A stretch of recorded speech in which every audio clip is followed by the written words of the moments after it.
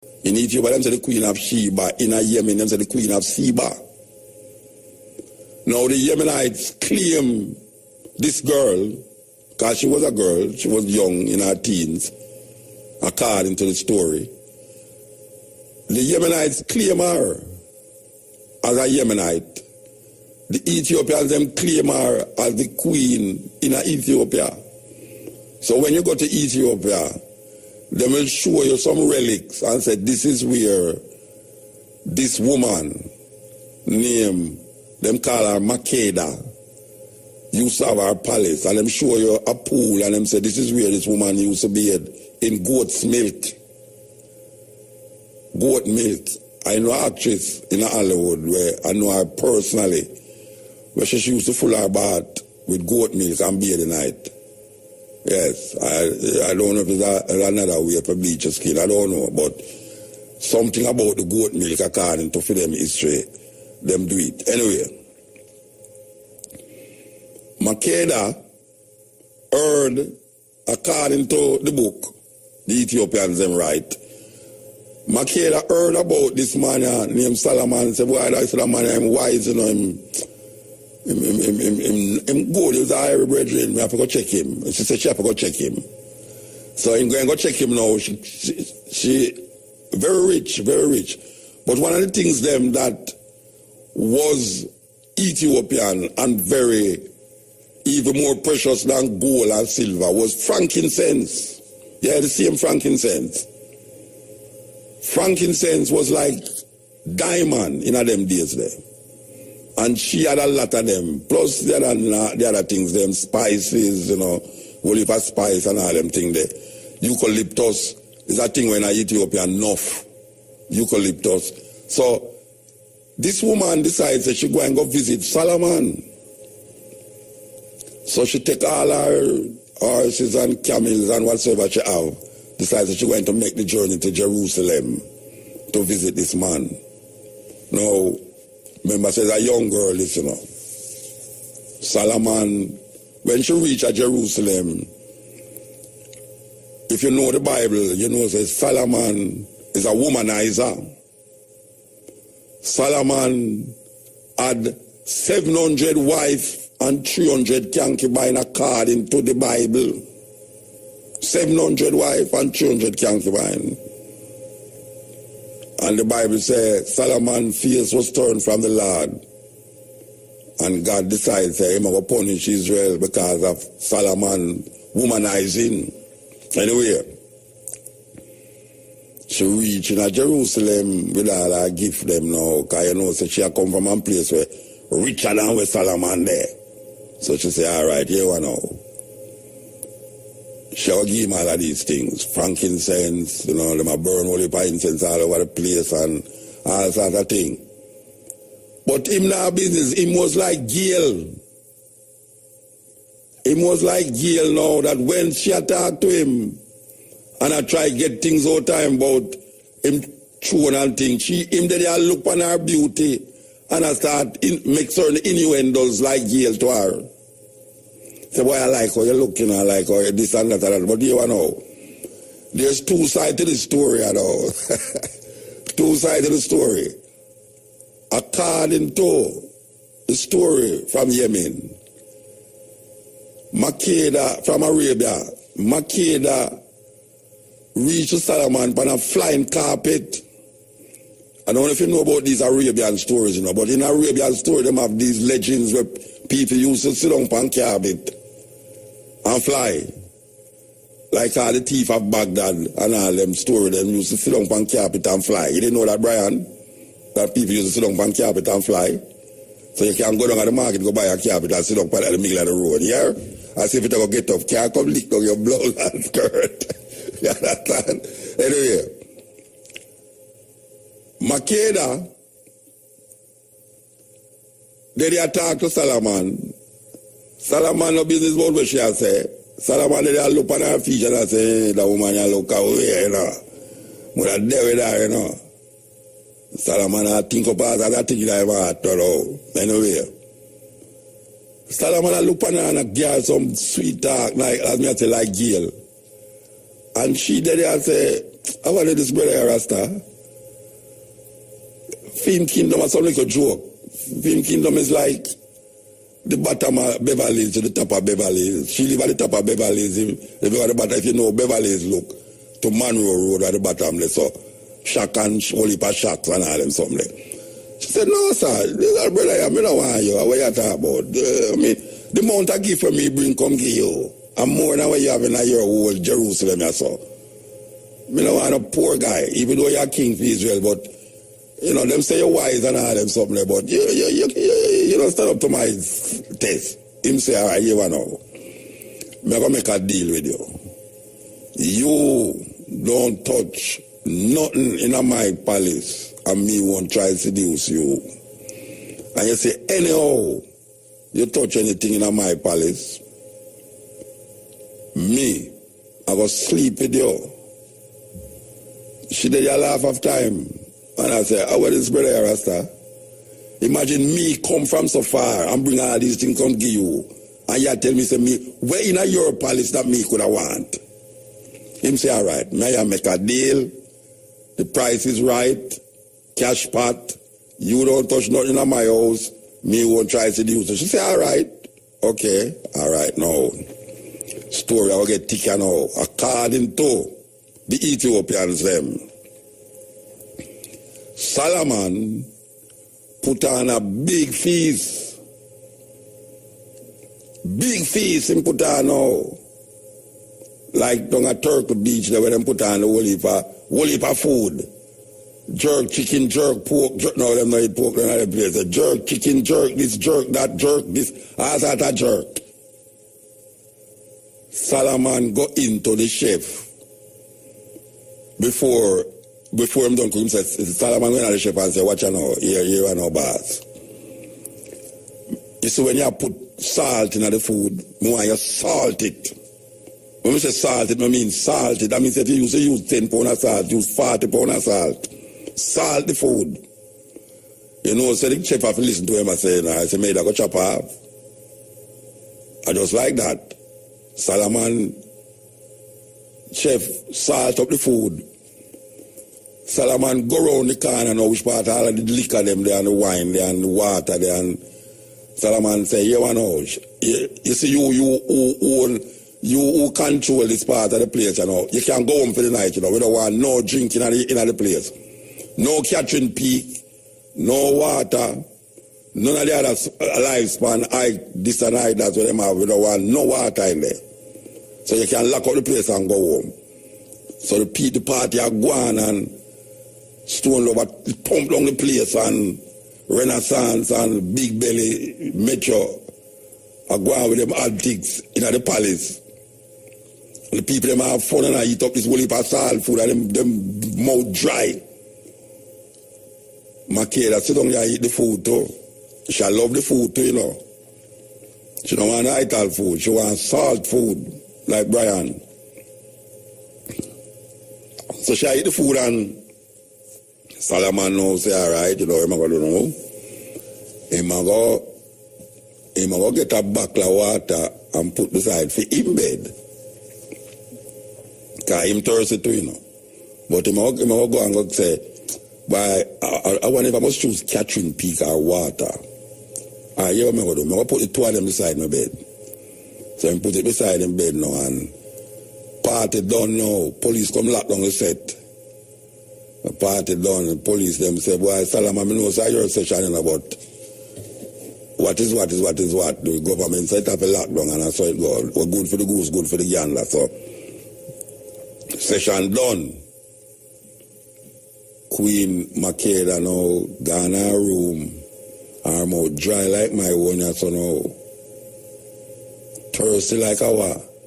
She get crazy now, she walk up and down around the place now. She turn on the pipe and the water gone and she start complaining. So National Water Commission lock off the pipe and a big king house this.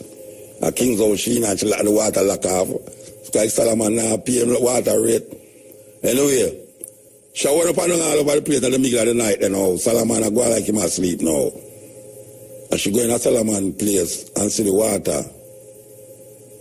She a sneak in there, take out the water now and She so anxious to take the water, and she took out the water and start drink the water and tell the man to jump out time and say, hey. What you deal with?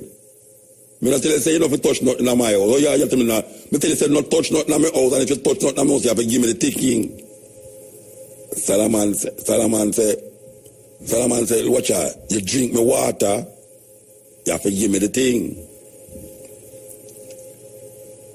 Queen Makeda look on him now and say, brethren, how you deal with?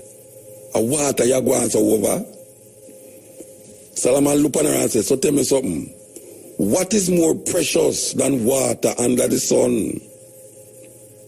And you know, so she get pregnant right away, and it's not the water get her pregnant.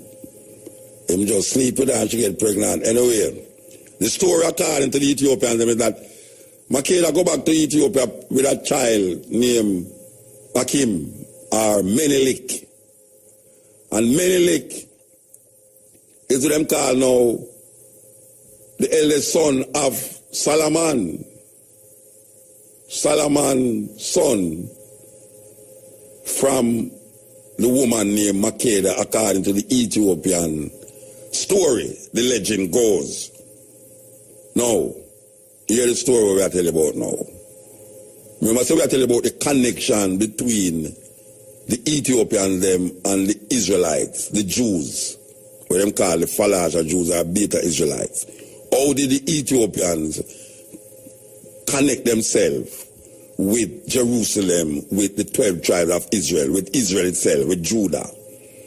Okay, here the story manifests itself, you know. David is from the tribe of Judah, therefore his son is from the tribe of Judah, which is Solomon. Solomon is from the tribe of Judah, therefore his son is from the tribe of Judah, which is now, what we are dealing with now, Menelik. Menelik is the son of Makeda and Solomon, according to the Ethiopian legend, that every Ethiopian repeat this in Ethiopia. So, Menelik become the first king of Ethiopia that have the Jewish blood in him, according to the story. Menelik become the emperor of Ethiopia, or the king of Ethiopia. He is from the tribe of Judah. Now, Haile Selassie is the 225th king, or 226th king, from the union of Solomon and Sheba, or Makeda, queen of Sheba. From Menelik to Haile Selassie, the tribe of Judah come down through the emperors of Ethiopia, through that dynasty, what them call the Judaic dynasty. So Haile Selassie is part of that Judaic dynasty because his great, what you want to call it, grandfather is from the tribe of Judah. So that is the connection that the Ethiopians claim in our history when them say they are from the dynasty of their emperors is from the tribe of Judah.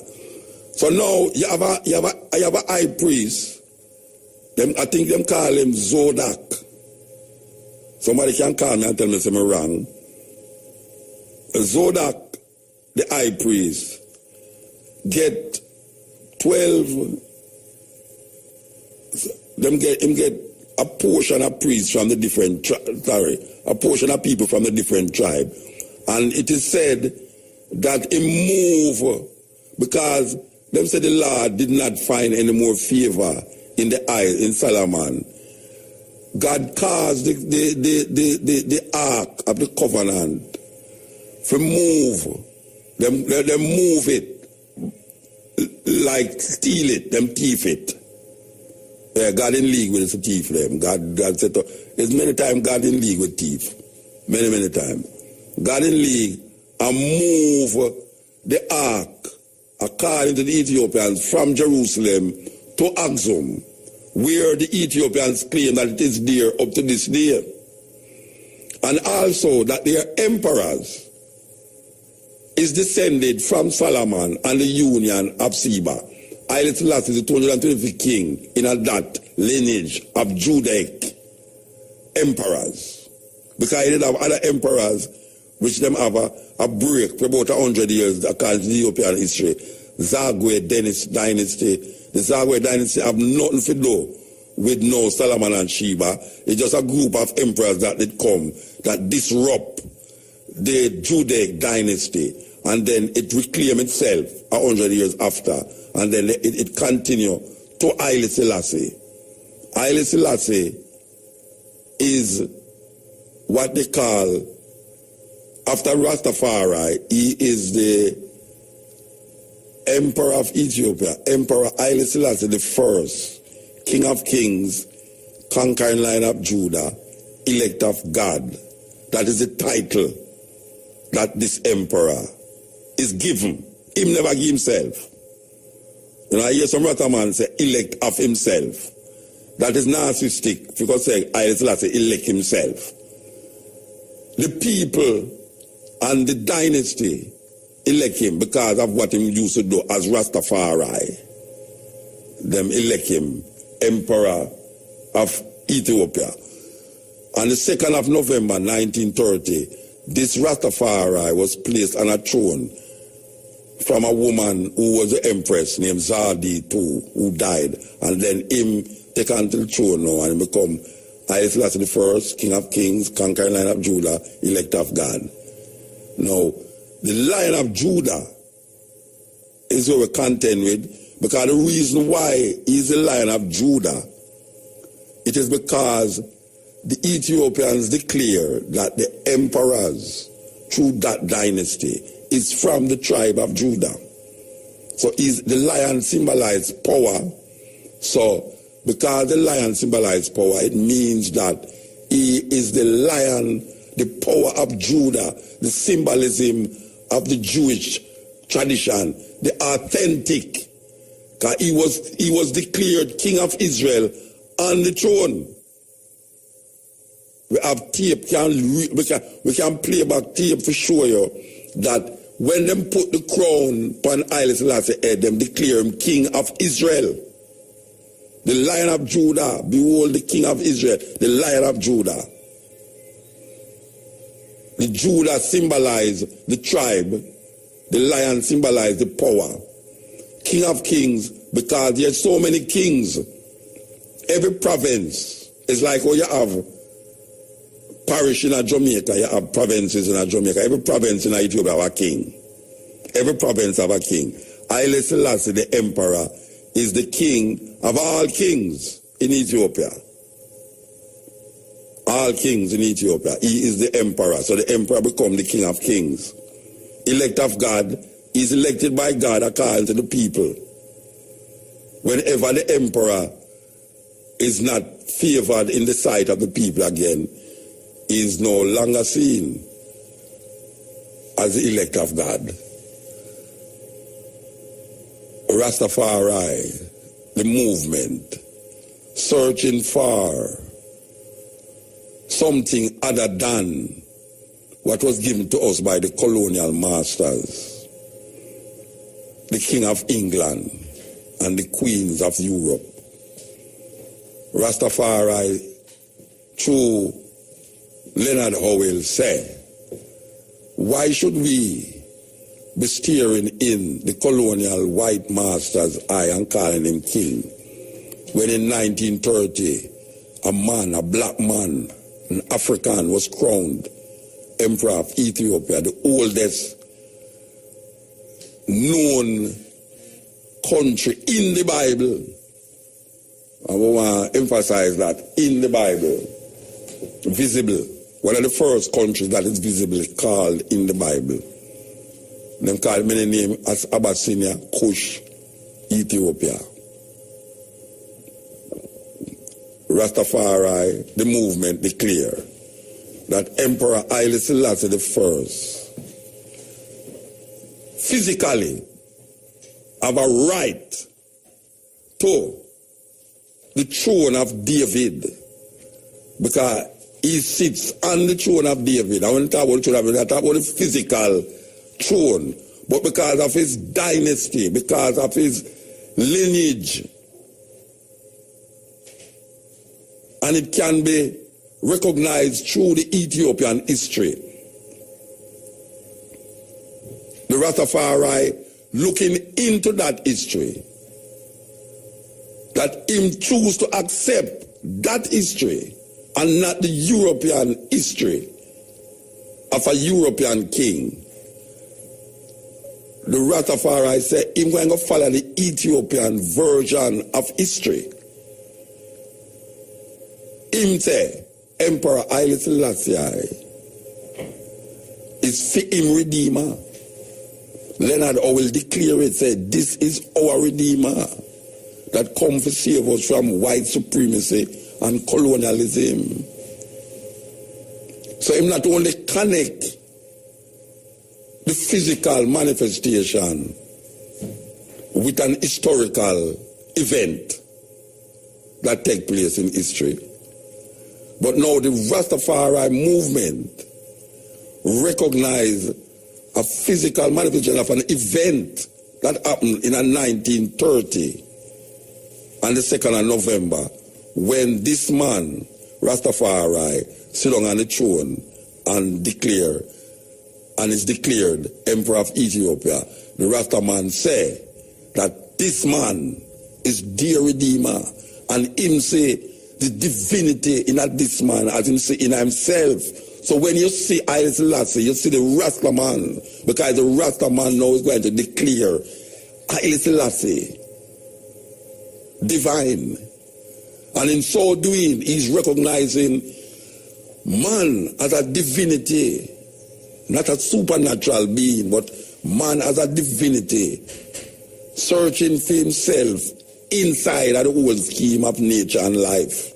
Because it's not like, say, man just come draw things out of the air because him smoke a little ganja. So him just sit down one day and see, looking at the cloud and say, you know, so we're going to make up a story about Haile Selassie. No. That's how it go. It have a validity.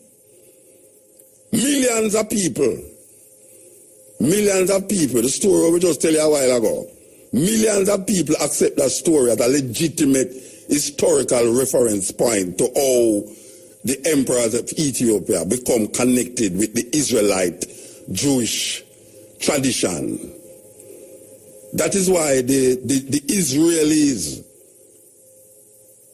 in the 90s took 10,000 Falasha Jews into Jerusalem, into Israel, to validate that understanding. And now we say, a terrible thing are going on with them people there right now. Them would have prefer not to have left Ethiopia. But because of that religious perspective, they thought that things would be better in the place that they are always would desire to go to, the center of the Western religious belief, where three different religions converge in one area. Three different religions: Judaism, Christianity, and Islam. If you go to Jerusalem and you stand up on the Mount of Olives, when you look at my brethren, Tony Rebel, where we go up there, we stand up and look down, you can see the dome, the Islamic dome. It gold. When the sun shines upon it, man, if you look on it toward it blind you, man, the dome. And then you have the church where them tell you, say, Jesus Christ was buried in, the place where Jesus Christ was buried. And you have Judaism, that is really something else. When you go to them place there, you see a mythology play out itself in a physical form. It's just unbelievable. It's unbelievable. A mythology play on itself in a physical form where millions of people give credence to this. Legends. Now, legends is what create a whole heap of historical reference points, because, as I said, there's two stories to this woman that them call the Queen of Sheba. And there is a story, I think we'll play the Yemenite story, where we tell us that the Yemenite, them things that she fly on a red carpet, on a carpet. I don't know if it did red. Go, but you know, say in Arabia, them have these stories about flying carpet. And they have other stories. There's a story in the Arabian story about this Queen of Sheba, that the legend has it that her foot was eerie. like a horse foot, it was eerie. But because she wear a long dress, it was said that she wear the long dress them in order to cover her legs and her feet, because her ear was covered, her foot was covered like a horse. So when she go and visit Solomon wanted to actually see his foot. He wanted to prove, to make him art rest assured that this woman, she beautiful in her face, but me really don't like her foot look like what me hear say her foot look like. Believe you me. You cannot imagine a woman pretty or rotted. It's like some pretty woman out there no teeth. When you open their mouth, you see pure darkness in their mouth. Brother laugh. Brother laugh. Oh, I love Fraser, you know. Oh, I love Fraser. Fraser was working at the sports department. Oh, I him up. Anyway. Solomon want now to find out if this woman foot really look like oof. Because him can't believe that this woman pretty and him want there with her, and if him go draw off her clothes now, it'll come like him a ride him ass. So here what him a go do now. Him a go catch her in a place where him a go put some water, crystal clear water upon the ground. And him a go set it in a way that if she going into the garden or the palace, she have to walk across that water. Thus, the reflection of under her dress would be seen in the water. It's like the dog and the bone. Remember that dog there? There's a story about this dog have a bone in her mouth, and him go at the river edge. And when him looking at the water, him see a dog with a bone in her mouth. Not knowing says his reflection, him drop the bone when him having in her mouth and jump into the water to get the bone right in the next dog mouth. Not realizing say him same one in the river. The reflection. You know that story, Brian? No, sir. You never hear that story again? Yeah, man, the dog with the bone in her mouth, man. My wife don't think when him look him say a dog with a bone in the river. He just say, oh, that bone them he what? He just throw the bone out of his mouth and jump in the river and realize say, the fraction him said what. Well, I see him with Solomon now. Solomon want to figure out, want to look at the woman dress. But him can't tell her to lift up your dress. Because she's a guest in her palace. So him do, him put some water there, with crystal clear, and make you walk across the water. If you look under her dress, it's like a telescope, it's like a periscope. It's like a periscope, you know, the periscope is the one where the submarine them use, that you can see on top of water. Well, him do it now that he might look into the water to see the reflection of underneath her. And him look underneath her, you know. Him never see no whole heap of eerie foot. So him confirm it, say, in him heart, say, this woman is not beauty from head to toe, even though him never see her foot normally until him turn off the light in her bedroom and get her pregnant. Anyway, that is the next version of a story that is told by the Arabian, in the Arabian Nights, where about Solomon and Sheba, you understand? And there is a movie named Solomon and Sheba from them time there, starring Yul Brynner, that famous Hollywood actor, bald Hollywood actor. It was a very popular movie at the time. Maybe if you go up on the YouTube and put movies, Solomon and Sheba, you can watch that movie. I don't know how authentic it is as it relates to the story we just talked about. But it's a story if you really know, it's a story if you really know. And the reason why we are telling the story too is because you have a whole heap of youth out there where him not really understand where I'm going. Him not really know what we just talked about. If I see him just, them say young bud, him have certain things twisted.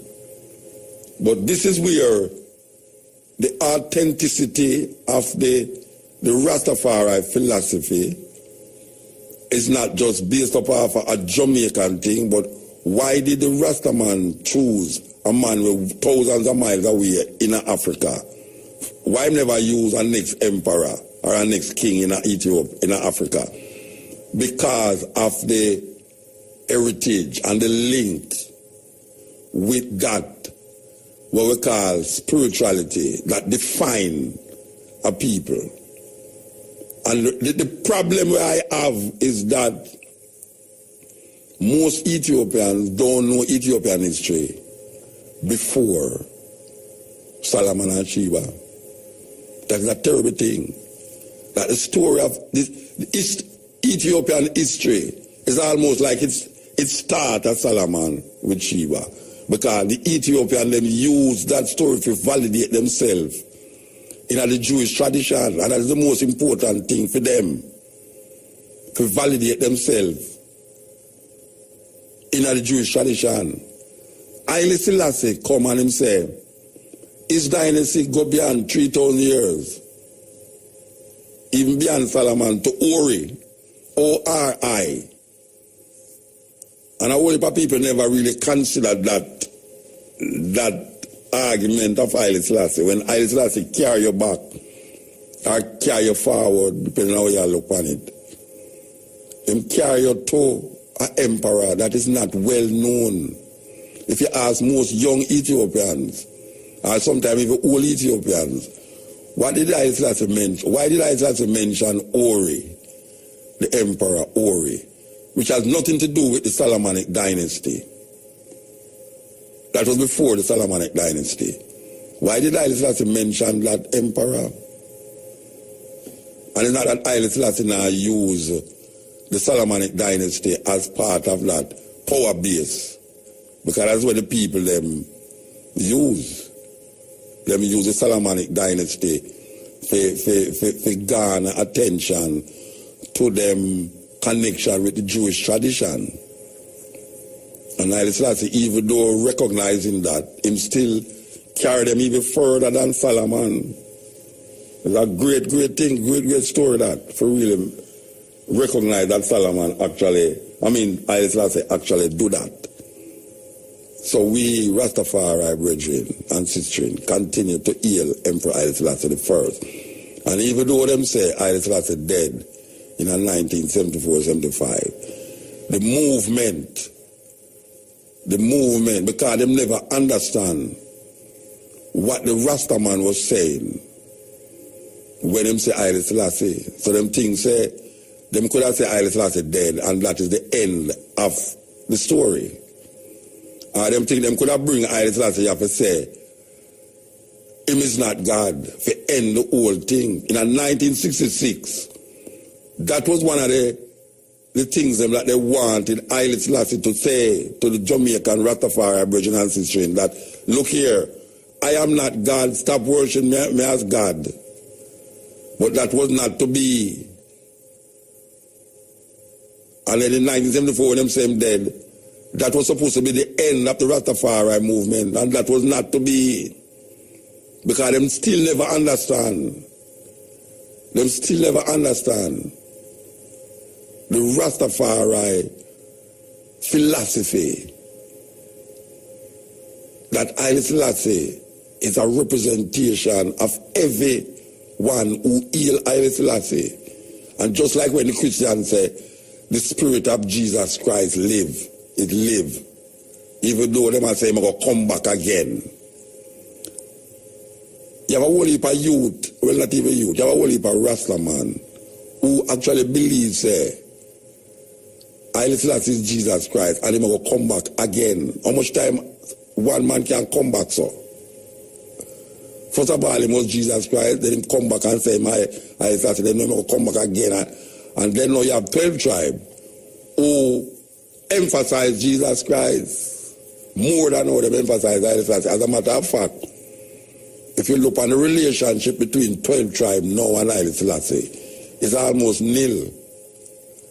If you look on the relationship between 12 tribes of Haile and Haile Selassie, it is almost nil.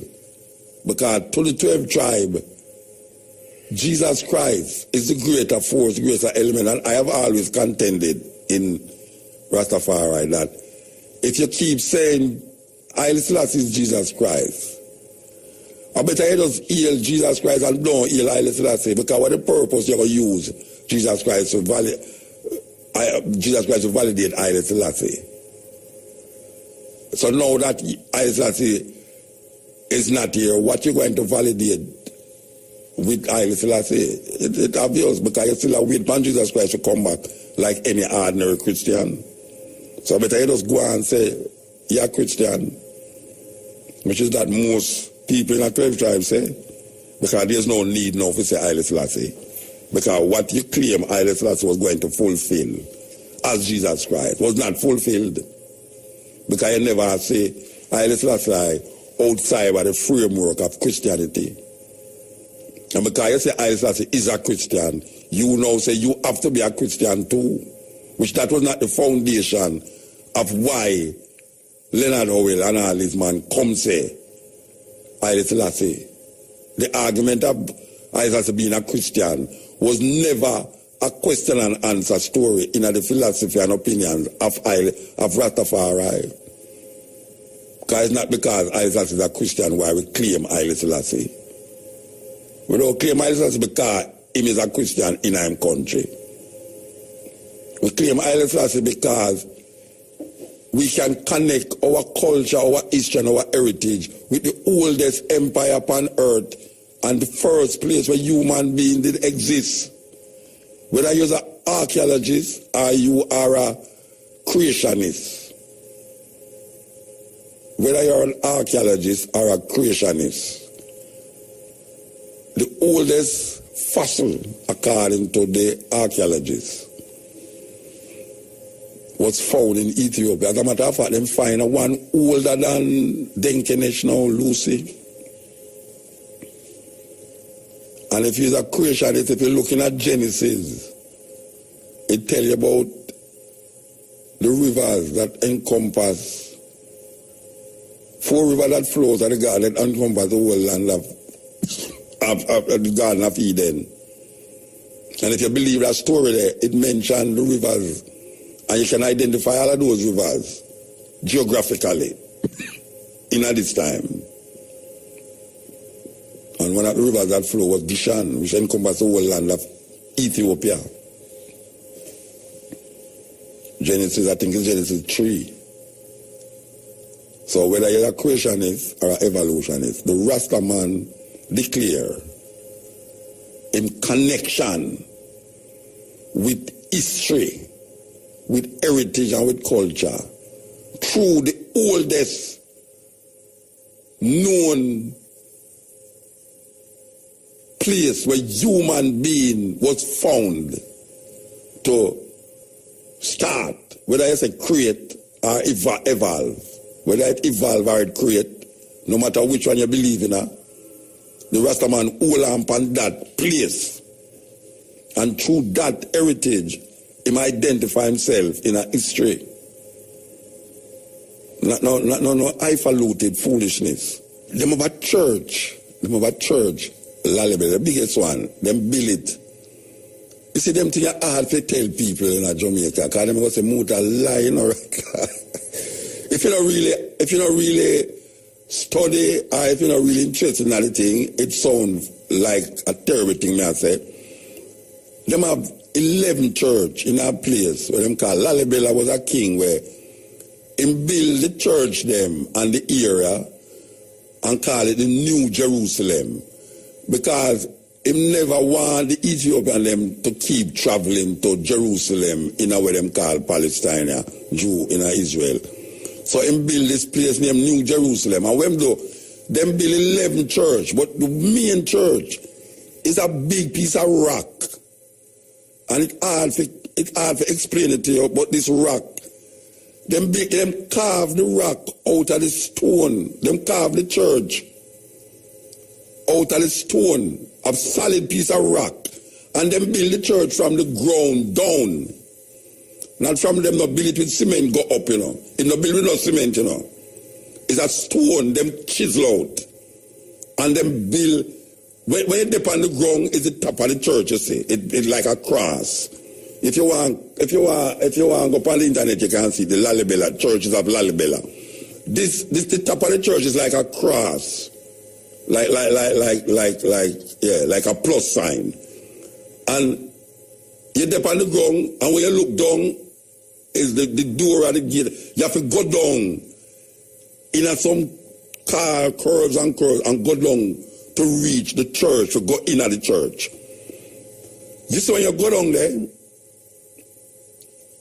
this is stone, you know. This is not blocks we are talking about, no, you know. It's not building blocks them set up, you know. It's a one big piece of block, and them carve the church inside, windows and everything, and them have this window.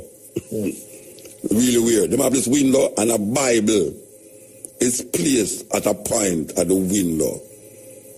And the only time when this Bible can be read, because no electric light no in there, no electricity no in the church, is when the sun come through the window and hit the Bible. The Bible is upon an altar and it open. When the sun reach a certain point in the sky, it come through the window and hit the Bible, so you can read the Bible. But really, the part of it is that them have some hole in the hill.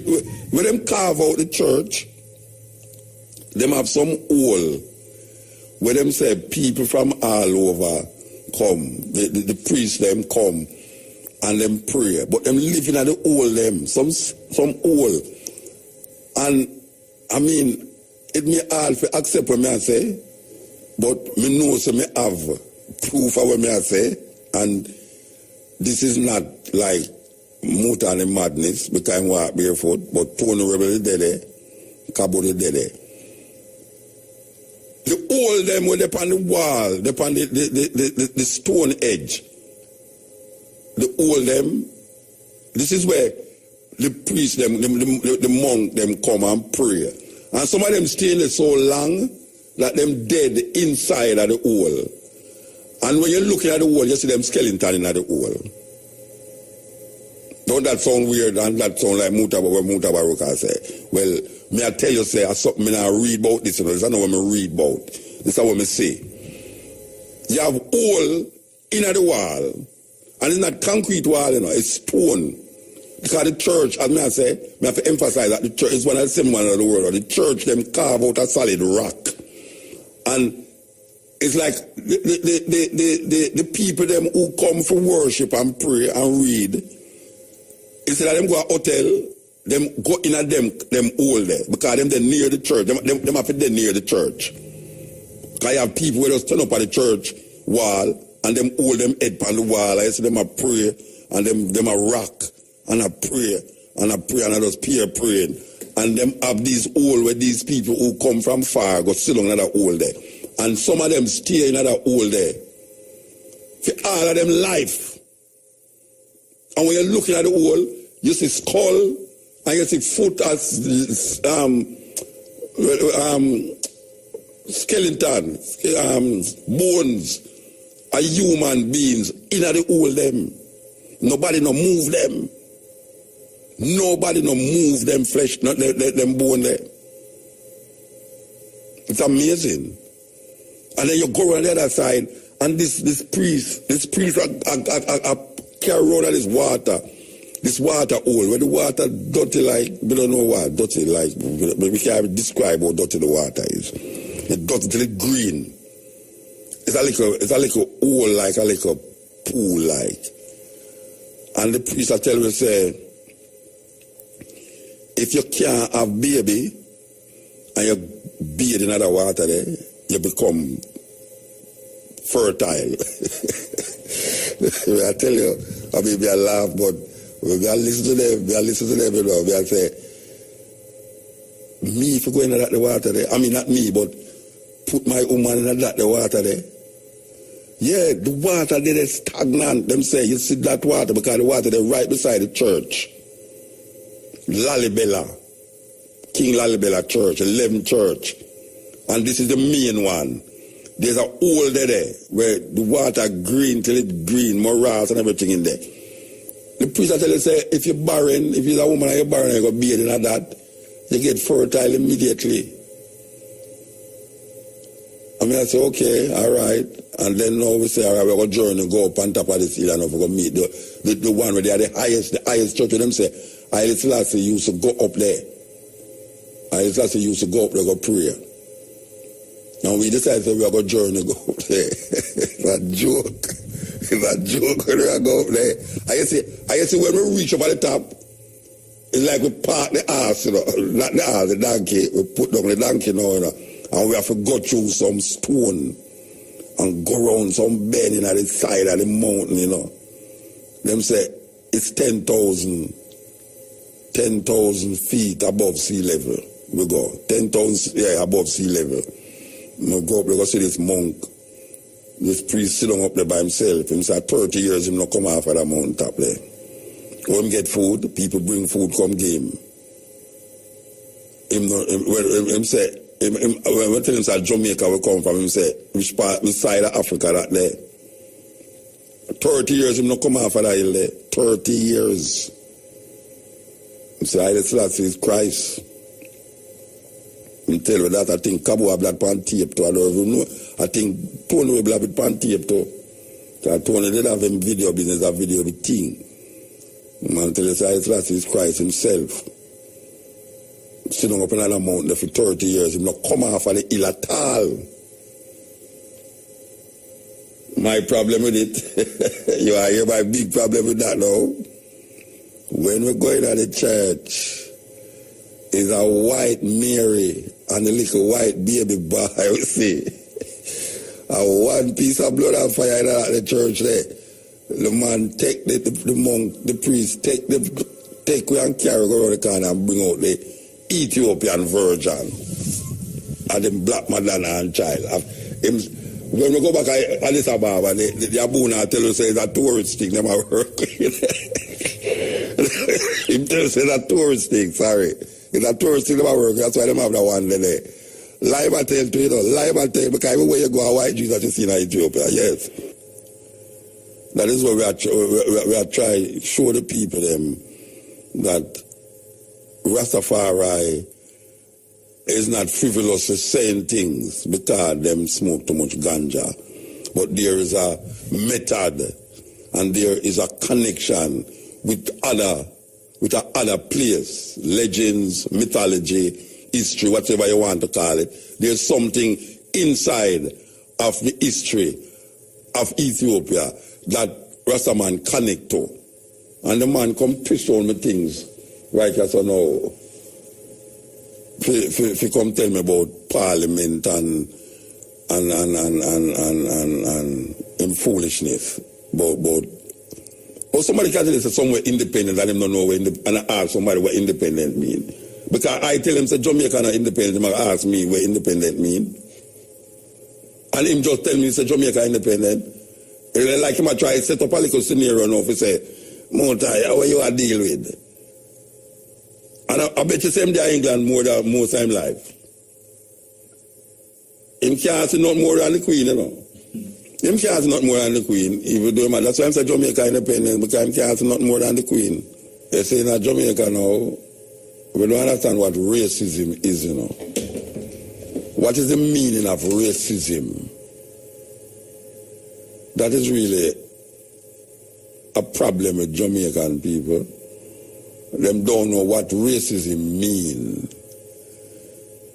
You know, there's a woman, she just died, must be last week, she named Chris Wilson. Is one of the first person get interviewed on this cutting edge program years. When she come to Jamaica, she done what she had on conference. And her daughter was dead, died, go down and go interview her plate. But Chris Wilson talk about a brethren named Neely Fuller. Neely Fuller have a book where I show you, and this is how she gets her inspiration. She write a book named The ISIS Paper. And she show you certain theories about white supremacy over black people. But she will tell you that the man who influenced her as a psychiatrist, she's a psychiatrist, is a man named Neely Fuller. And Neely Fuller set out a system where I'm showing you how white supremacy function in our everyday life. Everyday life.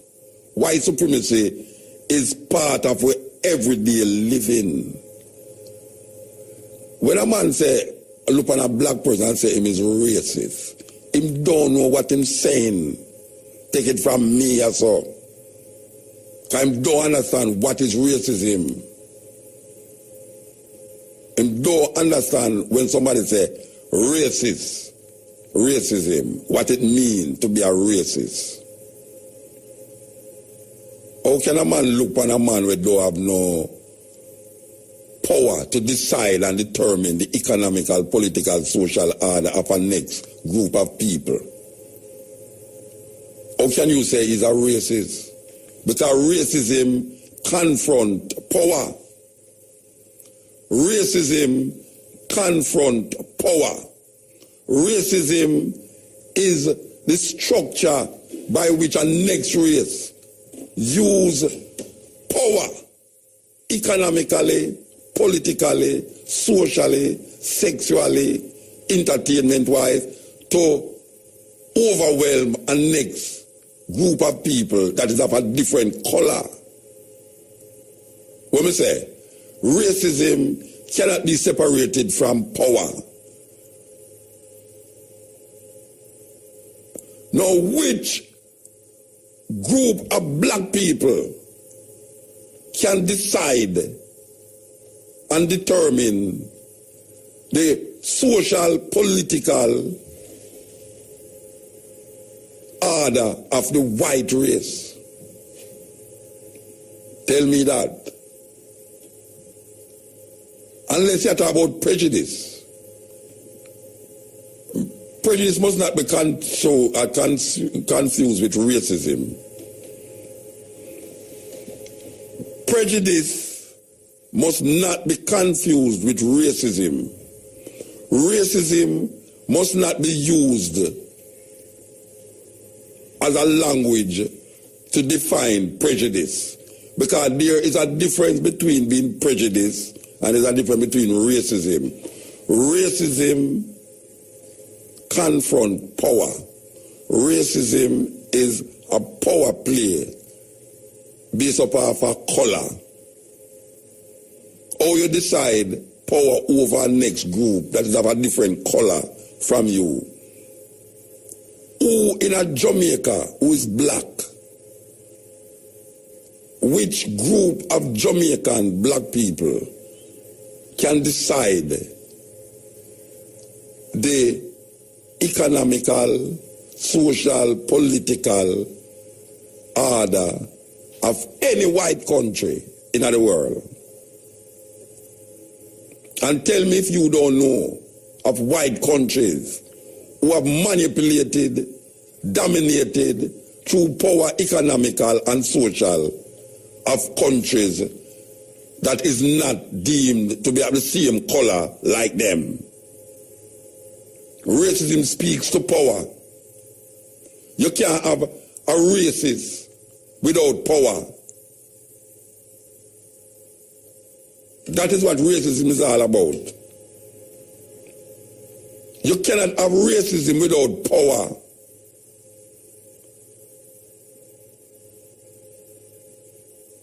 A man can't come tell you, say, a man is a racist. And when you look on the two, separate the two, look on the two people, them, the man who you say is a racist cannot decide the structure politically, socially, and economically of the next person who you claim say him is racist against. So you don't mix up the thing and go like so we are idiot. Because I come with an organization and say, I want to set up an organization for the disenfranchised people of the African race. You're going to tell me, so no, because me don't want black, white people in them is a racist. It's madness. It's madness. It's madness. So what that's about God? When God tell the people, them say, them don't want no 1 foot, no blind man, no man with no blemish on him skin in the tabernacle.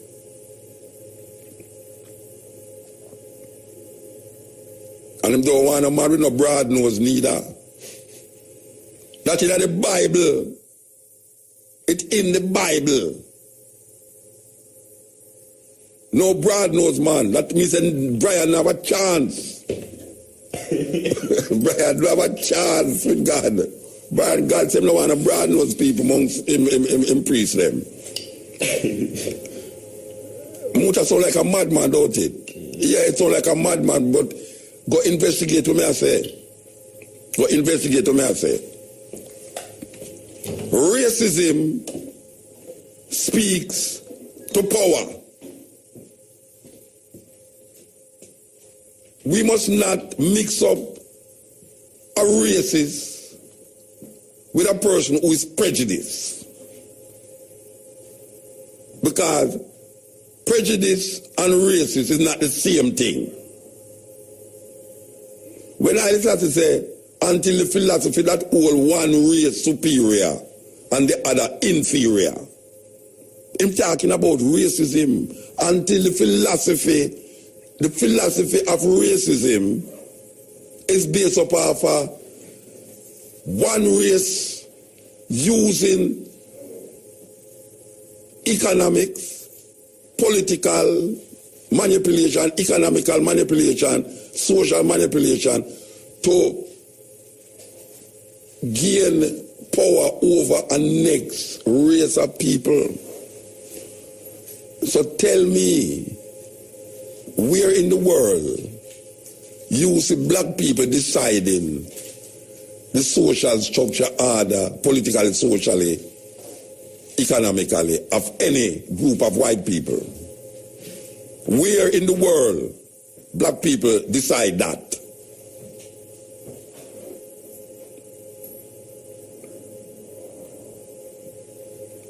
Lie them I tell, and them write these things to people, and people will read them and suck them in, and because them can't figure it out now themselves, them yield to it. So Haile Selassie now is in the same breath as Cecil Rhodes. And Marcus Garvey is a racist. And Malcolm X and all the people them. You have racist speech. You can speak racially, but it don't mean that because you speak racially you're a racist. It don't mean that because you are speaking racially, it means that you're a racist. Then them create the language. Them create the language, you know. Them create the language. If I am speaking for my race, it don't mean that I am a racist. Because racism is founded on power. You can't have racism without power.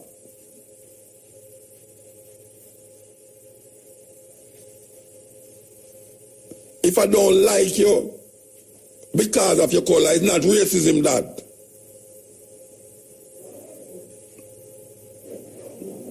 And if I start an organization that for deal with black people, education, about them Africanness and them things there, that is not racism. Chinese people have organizations that like in Jamaica. Chinese people who have Chinese organizations, they are not racist. A group of people who is defined as racist is a group of people now who use them economical, social and political strength to have an edge over a next group of people that is not of them color. That is racism.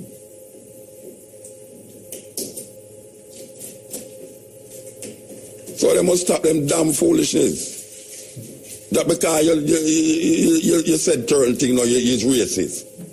Or racist speech, or me saying white people do this and white people do that, or that become racist. It's lie. White people bring we on here, so. In a chattel slavery, it's not lie. So because I say that I'm a racist. If I say white people go to America, go kill the Native American and take with them land, because I say that I am a racist. It's madness. Black people cannot be racist against black people. It's foolishness. For you mention the word racism, it is dealing with opposite colors or opposite race of people. That means you have the African race, you have the European race. If we could talk about the two races them. If you're dealing with racism, you have to be in a position to decide the economical, political, social order. Why I keep repeating it? Because I want repeating it. I keep repeating it because I have to repeat it. That I can get you to understand what I say. The reason, if you are a black person and you are against white people, and you being against them is deciding their economical, social, political order. And that order is defined by you now manipulating the whole thing to oppress them. Then you is a racist. But if I cannot do that, you have to go find a different word. You have to go find a different word to define me. And Marcus Garvey is not a racist. Marcus Garvey talk racially, but he is not a racist. Until the philosophy that hold one race superior and the other inferior. Racism is a terrible thing. And if I talk about history of Europeans and what them did to other set of people, I am not a racist. You know, I mean, and it's black people always write these things against black people. That is how the man them set it up now, you know. Them don't, white people write things against white people, black people anymore, you know. But them set it in such a way that them don't have to write nothing against black people because you have enough black people who are writing things against black people right now. It's amazing. When the paper and the ink dry and life continue, you can't write life in any pen, any paper. You can write certain aspect of your experience, write it down that others can really read it. But the divinity that we are searching for, we have to look in ourselves to find that. God, that is not written on any scroll or any walls or any papyrus or paper. The living testimony have to come from the livity that we manifest in ourselves to others. And when the paper gone and the computer gone, who is going to be the sustainer and maintainer of the goodness that we're supposed to project and manifest to each other. Because if we can't see that in ourselves, how we going to see that in a paper? Because the paper can't save we. The law can't save you. Because the law is for the lawless. And anyway you take it, you broke the law. And some of the penalty for breaking the law is death.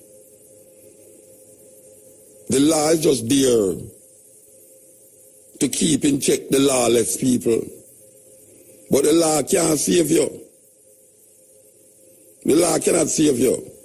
You have to look within yourself, deep within the divinity. And search yourself, search your soul, search your whatever you call it, your mind, your heart. So all those who is depending on ink and paper to save them in a serious, a terrible situation. Before the Bible was written, what was guiding human beings? As a matter of fact, human being was much closer to himself before the advent of book. And when I destroy book, we just say that life and the sustaining of life is through wisdom and the overstanding of oneself and each other. And if we can't find the God man or God woman in the next person and in ourselves, I use this, we go read Bible. Because look how much people over the years have read the Bible and look on the earth as it is today, because we still not search in ourselves yet. We not search ourselves. We are search pen and paper. Pen and paper can't save you. Wisdom teaches, experience teaches wisdom. The man who is educated is not necessarily intelligent.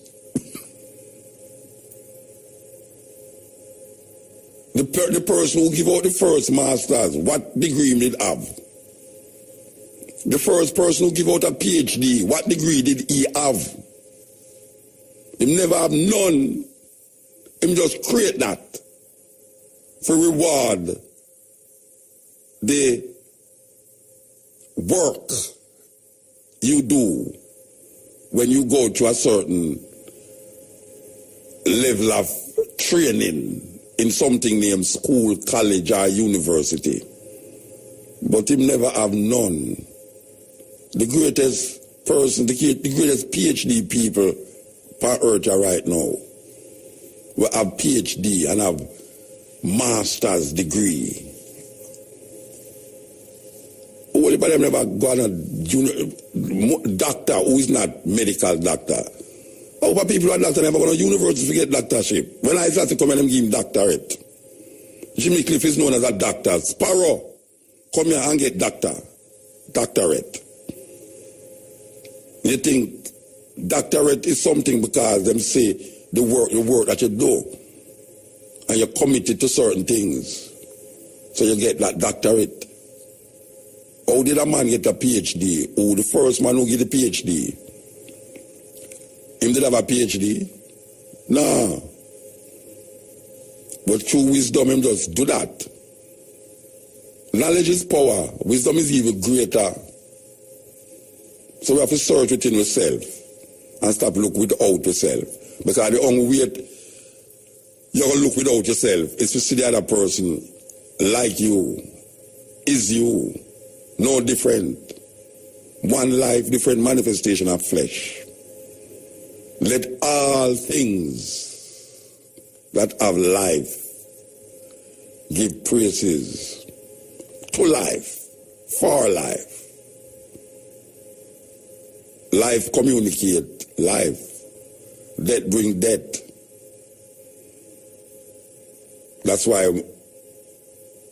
whole heap of vegetarian, including myself, say, we not eat no cow and no goat and not chicken.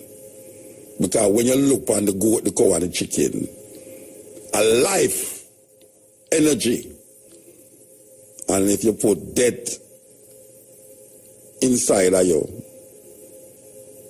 and continue to do it with those flesh, because flesh, it's your flesh.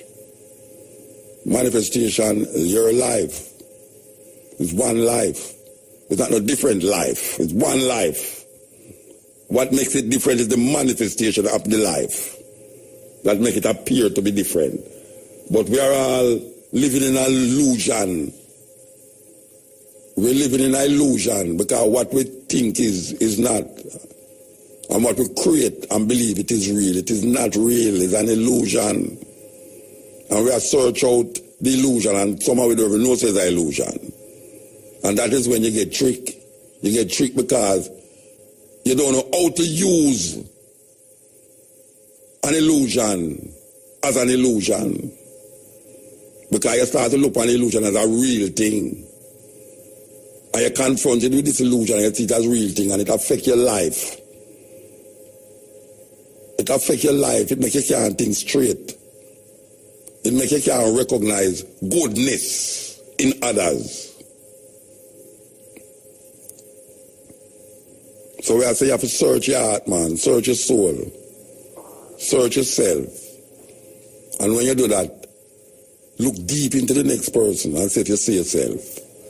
Because you have to see yourself in the next person to be good. And that is really what it is all about. To see the goodness in things, you have to see yourself in things. We keep repeating that saying from the book of the coming forth by day, the Egyptian book of the dead. It says, to see the goodness in things, you have to see yourself in things. That is really what it is all about. And if you can't see yourself in things, you're a lost soul waiting for a earthquake or a lightning or a flood to get rid of you.